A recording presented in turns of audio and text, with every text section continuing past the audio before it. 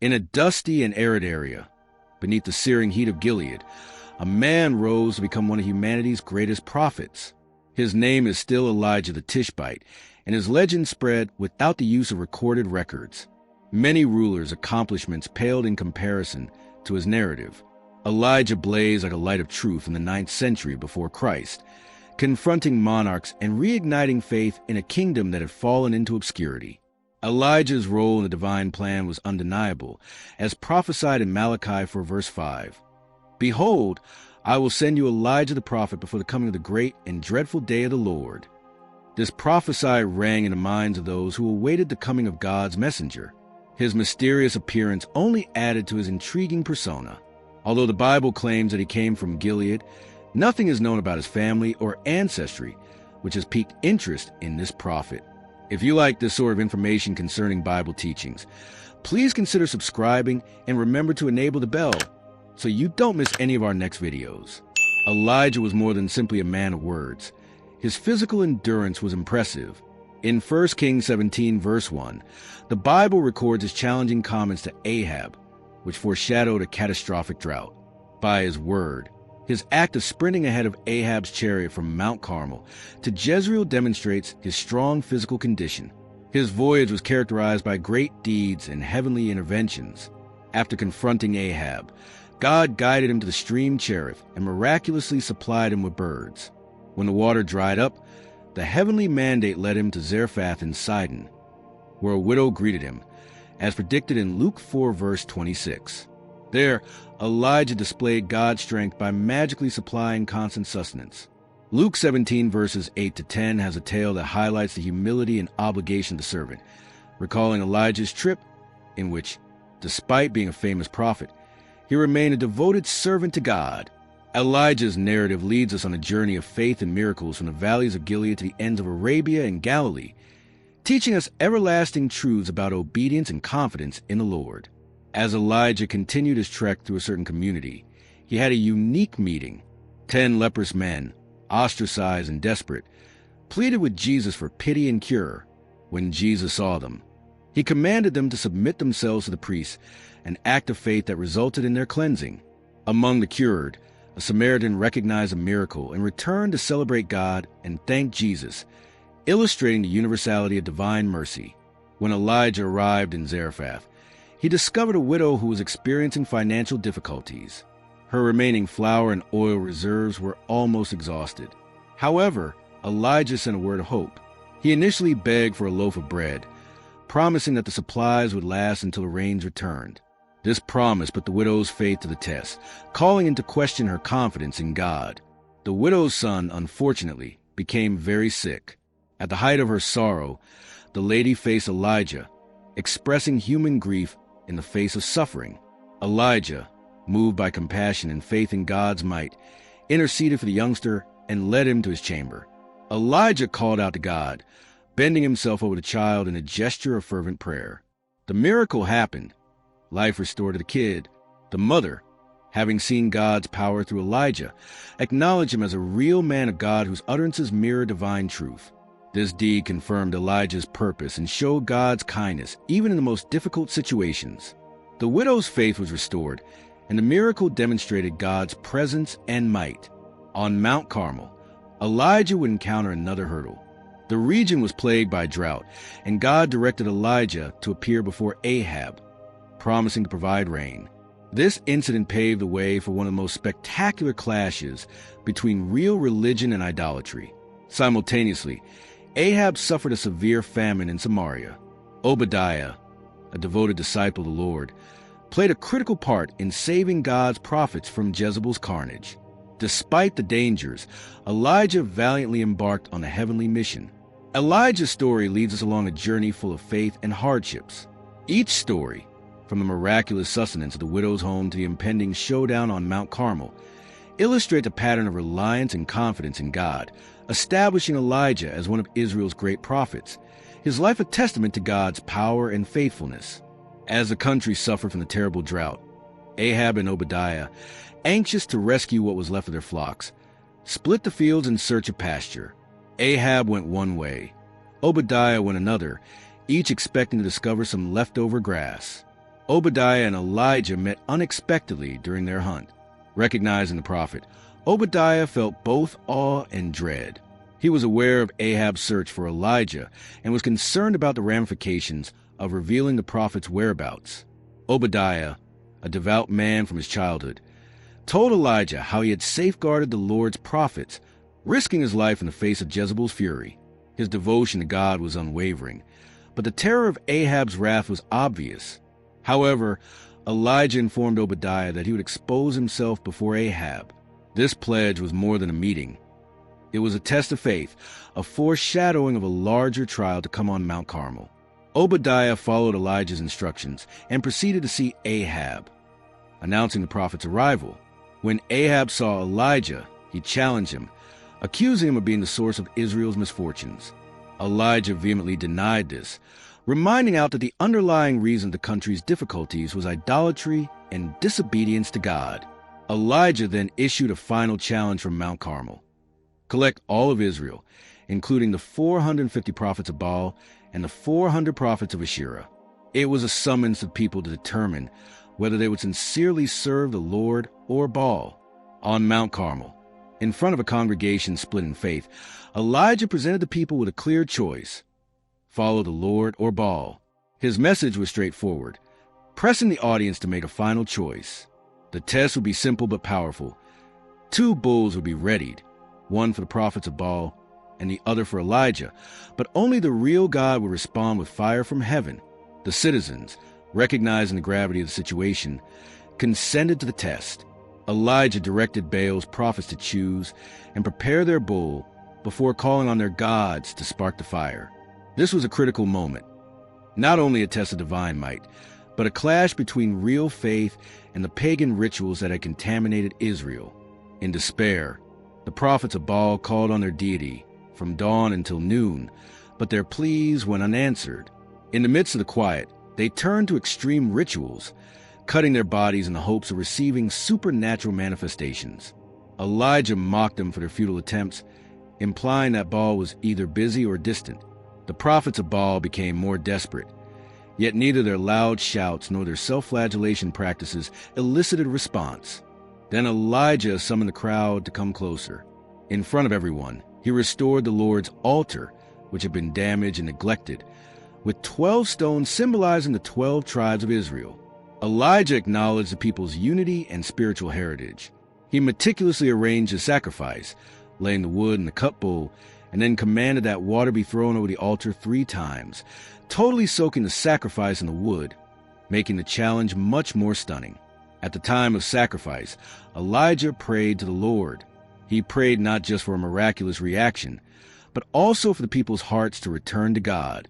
Then the Lord's fire descended and consumed the burned sacrifice, the wood, the stones, and even the water in the trench. Prior to this miracle, the people acknowledged the Lord's sovereignty, saying in unison, "The Lord, He is God." Elijah, in an act of divine justice, commanded the Baal prophets to be carried to the Kishon Brook and executed. This deed represented the end of idolatry and the restoration of Israel's devotion to the Lord. Following the triumph on Mount Carmel, Elijah predicted the onset of rain. As he went, Elijah walked to the summit of Carmel and prostrated himself in prayer, waiting for the promised rain. After 7 tries by his servant to see a sign in the sky, a tiny cloud emerged. This modest indication prophesied the upcoming change. The rain that would end the long drought quickly covered the sky with clouds, and a torrential downpour poured on the earth, a visible manifestation of God's kindness and might. However, Elijah's win against Carmel had implications. Jezebel was outraged at the failure of her prophets and threatened Elijah, causing him to leave for his life. Elijah, discouraged and fearful for his life, went alone to Beersheba in Judah, abandoning his servant. Elijah, fatigued and desperate, sought sanctuary in the desert. He voiced his desire to die when alone, unable to continue. At this moment of vulnerability, Elijah demonstrated his humanity by sharing the same thoughts of futility and restriction that we all experience at some point in our lives. Elijah, tired and without hope, sought shelter in the shade of a broom tree. In his most vulnerable time, an angel of the Lord appeared to him, offering him nourishment and comfort. The bread cooked over fire and the jug of water were not just physical necessities, but also symbols of God's constant presence and care.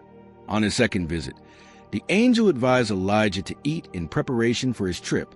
Elijah journeyed 40 days and 40 nights on the power of this heavenly meal until he arrived at Mount Horeb, God's mountain, a location of supernatural encounters and revelation. Jezebel was outraged at the defeat of Baal's prophets and promised revenge on Elijah. Meanwhile, under the weight of his mission and persecution, the prophets sought sanctuary in a cave on Mount Horeb. This retreat became the scene for an intense spiritual experience and self-discovery. In the cave, God questioned Elijah about his presence. Elijah emphasized both his enthusiasm for the Lord and his sense of loneliness and sorrow. This openness before God demonstrated the depth of his faith and the gravity of the situation in Israel. God then revealed his presence not via big occurrences like his tremendous winds, earthquakes, or fire, but through a calm and soothing voice. This modest but profound move served as a reminder that God may be found in both great actions and quiet, subtle moments.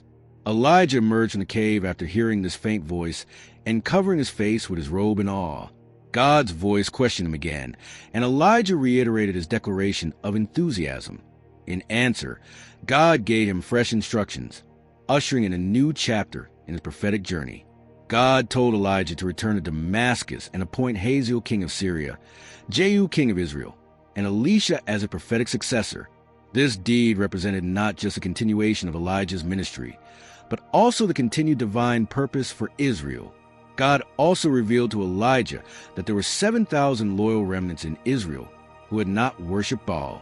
This insight brought Elijah comfort and hope, reminding him that he was not alone in his effort to be faithful to God. God's revelation to Elijah on Mount Sinai altered him. He got not only explicit instructions, but also confidence that God's purpose would continue beyond his death. With this new viewpoint, Elijah went out to execute the heavenly commands.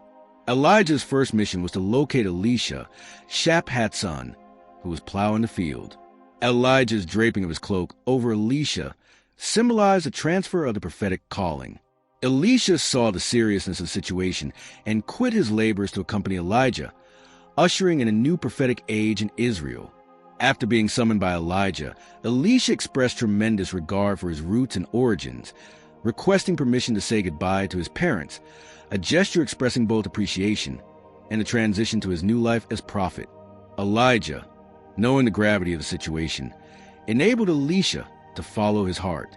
In a symbolic goodbye, Elisha killed the cows he had been plowing with and divided the flesh with the people, signaling the end of his previous life and the start of his journey as God's servant. The shift from Elijah to Elisha was more than just a meeting. It was a time of change. By embracing Elijah's cloak, Elisha pledged to a life of devotion and service to the Lord, making a choice that would determine the rest of his life. Meanwhile, Elisha journeyed to Damascus, where Syria's monarch, Ben-Hadad, was very sick. The king, eager to learn the result of his sickness, dispatched Hazael to Elisha with gifts to seek a message from the Lord. The interaction between Elisha and Hazael had profound implications for Syria and Israel. Elisha met Hazael and offered an unclear message. Hazael would recover from his sickness yet die.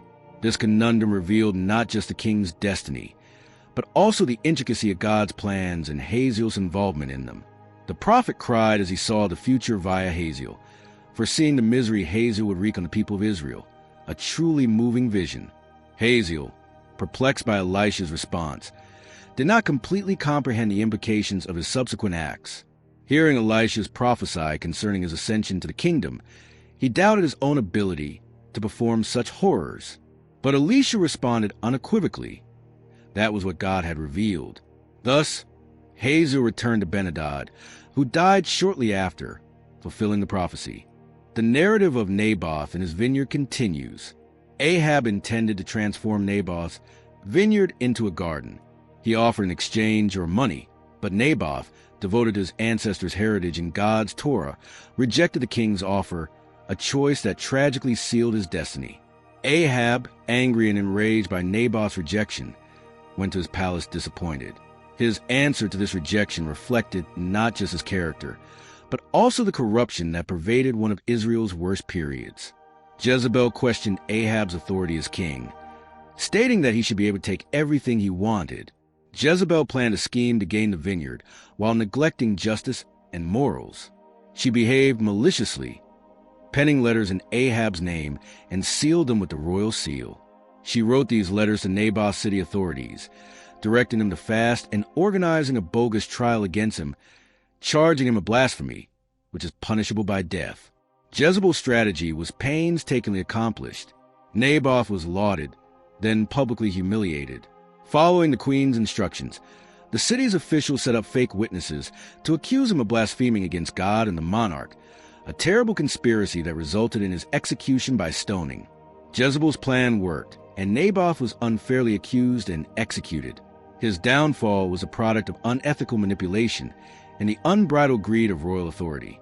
Naboth's killing was a terrible injustice and a dark episode in Israeli history during Ahab's rule. Following Naboth's killing, Jezebel promptly notified Ahab that the vineyard was now accessible to him. With Naboth dead, Ahab did not hesitate to claim the vineyard, symbolizing his complete subjugation to evil and Jezebel's poisonous influence. Elijah received the Lord's message as soon as Ahab entered Naboth's vineyard and took control of it. God told Elijah to face Ahab, accusing him of murder and tyranny.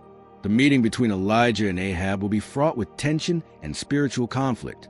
Elijah followed God's direction and met Ahab in the vineyard, delivering a stern word from God. His actions would have serious ramifications not just for him, but also for his whole household. Elijah announced that Ahab will face the same destiny as Naboth. When Ahab saw Elijah, he declared him an adversary, but Elijah answered by telling the truth about his activities. He predicted that Ahab's house would be completely destroyed and that Jezebel would meet a horrible end. These prophecies represented divine justice in reaction to corruption and wrongdoing. The narrative of Naboth, Ahab, and Jezebel serves as a striking warning of the repercussions of sin, greed, and injustice. It emphasizes the value of integrity and faithfulness to God, especially in the face of the most serious provocations and obstacles. Elijah's punishment of Ahab was harsh and symbolic. The wolves would consume those who died in the city, and the birds of the sky would devour those who perished in the field. This was a heavenly sanction for Ahab, who, persuaded by Jezebel, had gone astray, worshiping idols and committing the sins of the Amorites, whom God had exiled from Israel. Ahab's attitude shifted unexpectedly after hearing Elijah's comments. He tore his clothing and clothed in sackcloth, which symbolized sadness and remorse. This shift in conduct demonstrated that even at the darkest circumstances, there is space for repentance. So it occurred, demonstrating God's authority through Elijah. Despite Ahab's remorse, the tale does not stop here. The dynamics of power and divine intervention continue to develop, particularly in terms of royal succession and the perpetuation of the prophet's legacy. Ahab's reign came to an end, and his son Ahaziah succeeded him to the throne. Injured, he sought direction from Baal-zebub, the deity of Ekron, while rejecting the deity of Israel.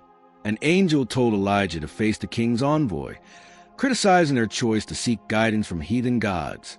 Elijah sent God's news to the messenger. Ahaziah would not recover from his sickness and would die. This prophecy was a direct response to the king's lack of trust and seek for direction outside of the Lord. When the messengers returned to Ahaziah with Elijah's message, the king inquired about the identity of the man who had addressed them. Hearing the account, Ahaziah recognized Elijah the Tishbite. In an effort to confront Elijah, Ahaziah dispatched a captain and 50 troops. But Elijah, steadfast in his role as God's prophet, issued a divine judgment. If he was indeed a man of God, fire would fall from heaven and devour the captain and his soldiers. And thus it occurred, demonstrating God's might and the authority of his messengers despite king's objections. In response to King Ahaziah's demand, a third captain and 50 soldiers were sent to apprehend Elijah. Unlike the other ones, this captain, cognizant of Elijah's heavenly might, approached with humility and reverence. He knelt before the prophet, imploring for the lives of himself and his troops, acknowledging God's authority as demonstrated through Elijah. The angel of the Lord told Elijah to go down with him without fear. This experience highlighted how humility and acceptance of God's power may alter the course of events, even in the midst of conflict and stress. The account of Ahab's desire for Naboth's vineyard and Jezebel's manipulation to get it is an example of injustice and corruption. Ahab's meeting with Elijah in the orchard is a poignant reminder that heavenly justice triumphs over human deception. God's reaction to Ahab's repentance was to postpone the calamity that was promised for his house. This event demonstrates God's kindness and readiness to react to true repentance. The tale of Elijah and Ahaziah teaches us a vital truth. A pupil is not above his teacher, nor is a servant above his Lord. Ahaziah's act of seeking guidance from false gods mimic his father Ahab's failures, illustrating a pattern of disobedience and rebellion that continued throughout his reign. The clash between Elijah's and Ahaziah's messengers emphasizes the authority and strength of authentic prophets of God. Despite confronting the king's armies, Elijah stayed strong in his mission to preach the Lord's message, defying threats and worldly authority. In the last episode of Elijah's earthly journey, he and Elisha set off from Gilgal. Knowing that he would be transported to heaven, Elijah told Elisha to remain in Gilgal. However, Elisha, who was committed and faithful, refused to abandon his teacher, knowing that Elijah would be taken by God. His passion drove him to join Elijah on every step of his ultimate trip. The prophet's sons met Elisha in Bethel, knowing that Elijah was about to leave, and inquired about his intention to join Elijah. Elisha, mindful of what was about to happen, begged everyone to remain quiet, exhibiting his reverence and tranquility as the hallowed time approached. The voyage proceeded to Jericho, where the sons of the prophets approached Elisha with the same question. With the same conviction, Elisha repeated his commitment to be by Elijah's side till the end. When Elijah reached the Jordan, he performed a miracle. He hit the waves with his robe, and the river divided, enabling them to cross on dry land. This deed was a striking representation of God's might working through Elijah. On the other side of the Jordan, Elijah asked Elisha what he wanted before being carried to heaven. Elisha, desiring to carry on his master's heritage, requested a double portion of Elijah's spirit, reflecting his desire to be as dedicated a servant of God as Elijah had been. Elijah's departure signaled the end of an age and the start of Elisha's ministry. When Elijah was carried to heaven in a whirlwind inside a chariot of fire drawn by fire forces, Elisha looked in awe and sadness. Following Elijah's ascension, Elisha tore his own clothing in two, marking the end of his apprenticeship and the start of his own ministry as Israel's foremost prophet. The crossing of the Jordan, Elijah's ascension, and Elisha's desire for a double portion of Elijah's spirit are all filled with symbolism and significance, indicating the continuation of God's work via his prophets, as well as the passing of the prophetic mantle from one generation to another. Following Elijah's ascent, Elisha returned alone, wearing his master's mantle. By crossing the Jordan, Elisha revealed that Elijah's spirit was upon him, indicating that Elijah's prophetic role would continue via Elisha. In Jericho, the prophet's sons acknowledged Elisha's spiritual power. They greeted Elisha with respect and devotion, proving that Elijah's spirit was with him. This transfer signaled the beginning of Elisha's career as Israel's chief prophet. Despite Elisha's recognition as Elijah's heir, the prophet's sons requested a search for Elijah. Elisha, knowing his master's destiny, first doubted but eventually succumbed to their demands. The search, however, proved unsuccessful, confirming Elijah's ascent into heaven. Elijah's prophecy regarding Ahab's home was fulfilled during Jehu's reign, when he used Elijah's prophetic utterance as reason to fully destroy Ahab's house, carrying out divine retribution on the family. Jehu, in his attempt to rid Israel of the power of Ahab's family, killed all of Ahab's colleagues and relatives in Jezreel. His passion to accomplish God's word was unwavering, ushering in an era of significant transformation and purification in Israel. On his route to Samaria, Jehu met the brothers of Judah's king, Ahaziah. After ordering their detention, he killed them without hesitation, continuing his goal to destroy anything related to Ahab's mansion. Jehu also met with Rechab's son Jehonadab and made an alliance. Jehonadab, famed for his dedication to the Lord, was asked by Jehu to see his fervor for Israel's purity a sign of regeneration and commitment to proper worship of God. Jehu resumed his cleaning in Samaria, destroying any traces of Ahab's home. His determination to carrying out God's message, as proclaimed by Elijah, was a watershed event in Israel's history, marking a return to obedience and fear of the Lord. The stories of Elijah and Elisha, as well as Jehu's acts, demonstrate how God works via his prophets and selected tools to carry out his intentions and judgments. It also emphasizes the significance of devotion to God and the repercussions of apostasy and idolatry. The lives and ministries of Elijah and Elisha continue to be a testament to divine intervention and God's unwavering loyalty to his people, reminding us of the value of living a life of obedience, trust, and committed devotion to God. The stories of Elijah and Elisha provide a profound glimpse into God's dynamic relationship with his prophets, a partnership distinguished by mutual trust, devotion, and supernatural intervention at vital times. These tales not only tell of miracles and triumphs, but also the deep humanity of these men of God, who knew both heavenly strength and human fragility.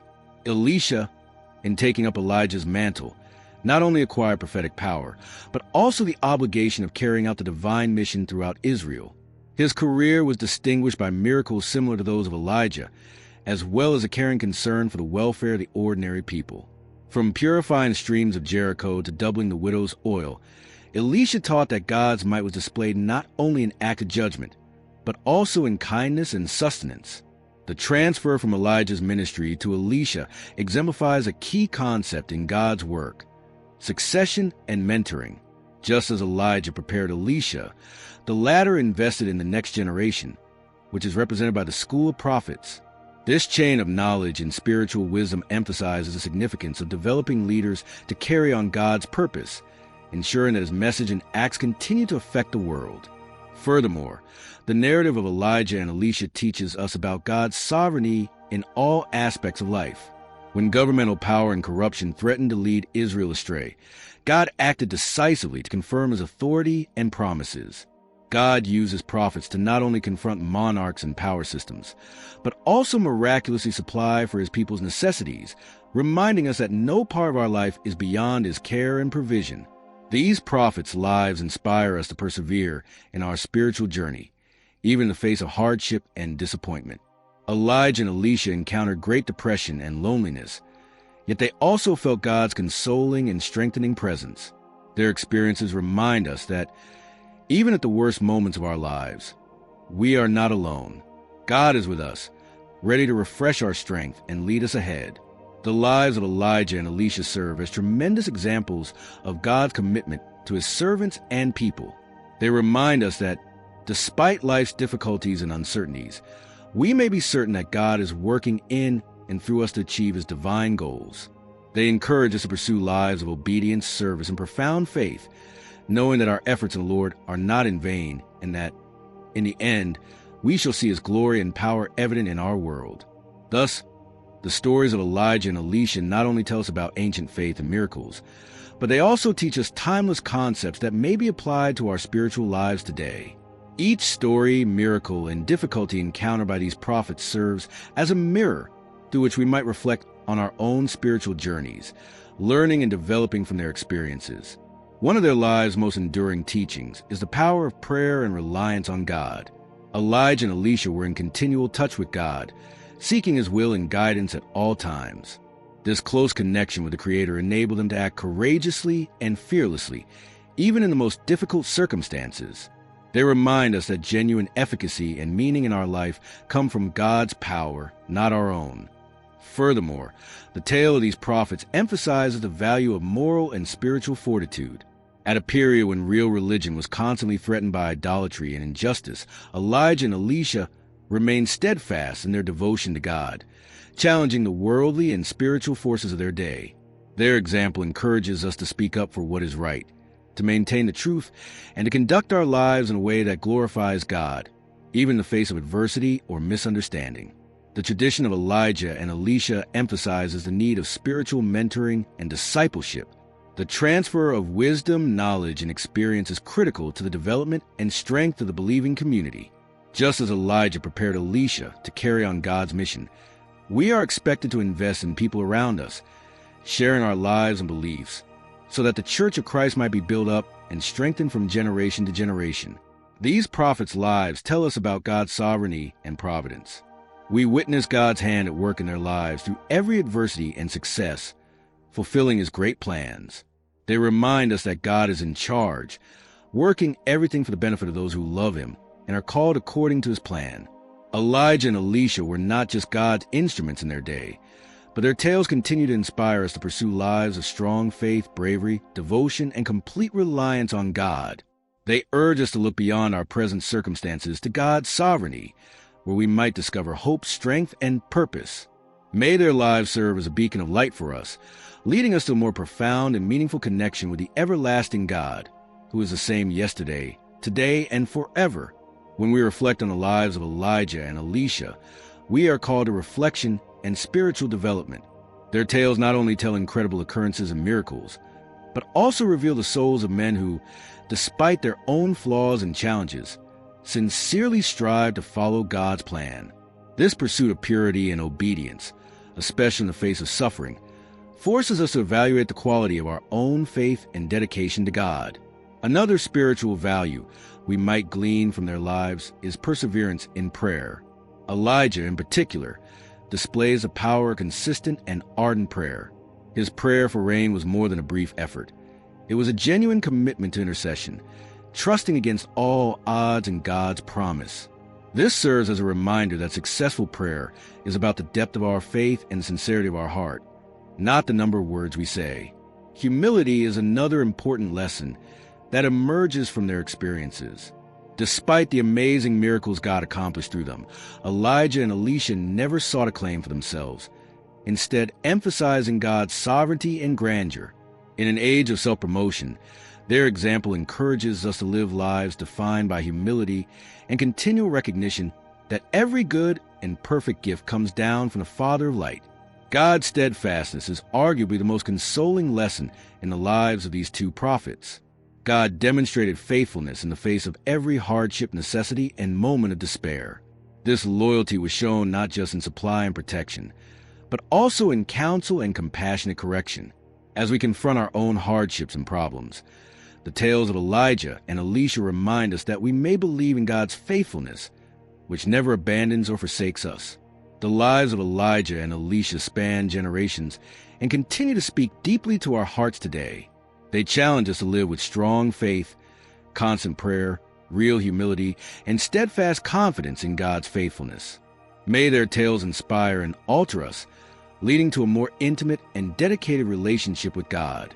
May we, like them, leave a legacy of faith and obedience that will benefit not just our generation, but also future generations, for the glory of God and the expansion of his kingdom on earth. In this voyage of meditation on the lives of Elijah and Elisha, we reach a watershed moment when the prophet's legacy serves as a mirror for our own spiritual path. The narrative not only reveals what was, but also what we may become when we put our confidence and faith in God. Their lives encourage us to establish a more personal and powerful connection with our Creator, reminding us that genuine greatness is found in obedience and commitment to his command. Elijah and Elisha's dedication to God's truth, despite a civilization that is slipping away from his ways, inspires us to be light bearers in our own time. In a society fraught with doubt and moral relativism, the example of these men of God encourages us to remain steadfast in our beliefs, carrying the torch of divine truth and serving as models of justice and holiness. Their tenacity and drive also motivate us to confront our current difficulties with faith and optimism. Just as Elijah faced Baal's prophets and Elisha gave mercy and healing to those in need, we are supposed to be change agents, blessing and transforming our surroundings with the talents and resources God has bestowed upon us. If you found this information useful, please consider subscribing so that you do not miss any of our forthcoming videos. Together, we can educate more minds and broaden our knowledge. Thank you for being here, and may God bless you.